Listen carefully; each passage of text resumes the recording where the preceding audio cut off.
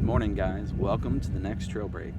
I'm down here at the Apollo Beach Nature Park at the end of my neighborhood, enjoying my morning coffee out here. As you can see, I've got a beautiful view on the water today. Only problem is across the way, you can probably hear it, is the power plant. And they've got large trucks and machinery operating, so you get the beep, beep, beep as the backing up. Either way, it's still a beautiful way to spend the morning.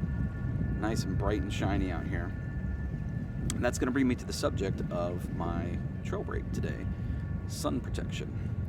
I've spent most of my life in Florida and the South, and I want to impart a little bit of the knowledge that I've learned over the years to you guys about sun safety, because I've burnt myself more times than I can count. From being out in the yard doing yard work all day, to being out on the trail at Colt Creek and not wearing long sleeves, getting my arms burnt, almost having a heat stroke in the middle of the woods of Alabama.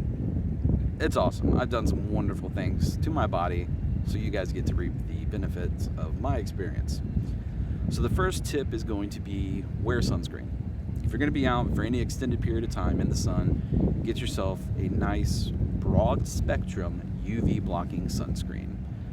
Get something that's going to be more than like a 10 or 15 if you're going to be out for a long period of time. Your skin will thank you, and you'll protect yourself from getting a burn.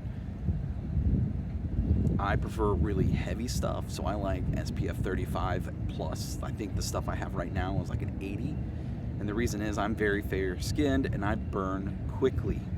So 20 minutes in direct sunlight and I'm starting to look like a lobster already. So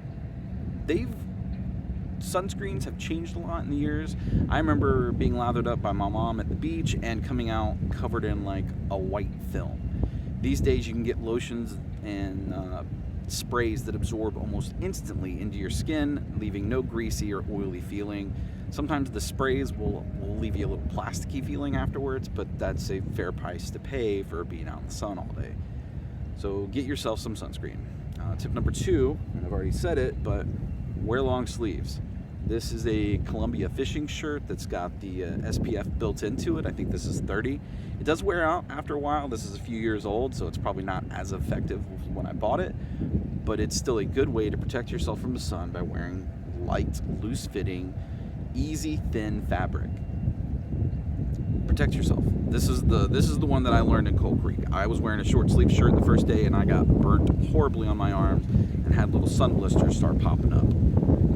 It'll also drain you and dehydrate you quicker by spending all this time in the sun. So get yourself a long sleeve shirt. Now, fun fact about the color black: it gets a bad rap here in the South as being a color you don't want to wear in the sun. It's only half true.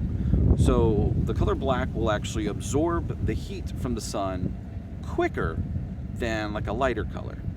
It'll also absorb the heat from your body quicker than a lighter color. The problem lies in the density or the thickness of your fabric. If you're wearing a loose, thin fabric like this, a black shirt will take that heat from the sun and dissipate it, because the fabric is so thin, it then will get to your body, making you hotter. Now, if it's a thicker, heavier fabric, it will actually help dissipate the heat, and that heat will not get to your body. So wearing black is a trade-off. If it's a thin, loose shirt, don't wear black. Something a little thicker, heavier, wear black. It's going to work just as well as a lighter color. I just happen to like bright colors, so this is what I'm wearing. Tip number 3, get a hat. Wear a hat. I like big, floppy hats when I'm out on the water, because I don't have a pack against my back, so I can wear something with a large brim on it.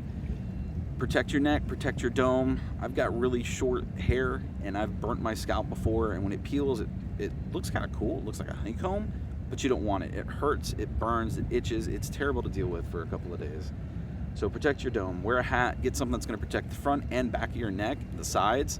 When I'm wearing this, I tend to wear a buff so as to protect my the back of my neck, my ears, and even my neck area.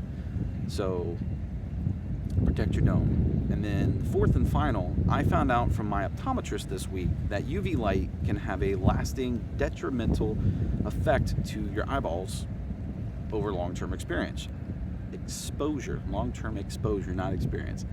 And this comes directly from the UV light getting to your eye.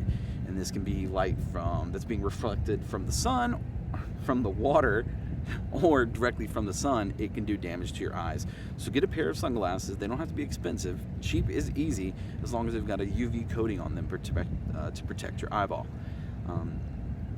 So there you go, guys. 4 very easy, obvious tips to help you when you're out on the sun. This has been a trail break. Learn from my horrible experiences of getting burnt and getting sun blisters. Protect your skin, protect your dome, protect your eyes. So there you go, trail break number 4. I'm gonna sit here for a little bit longer, enjoy what I can of this coffee, and get back on it. So you guys have a good one. Stay safe out there.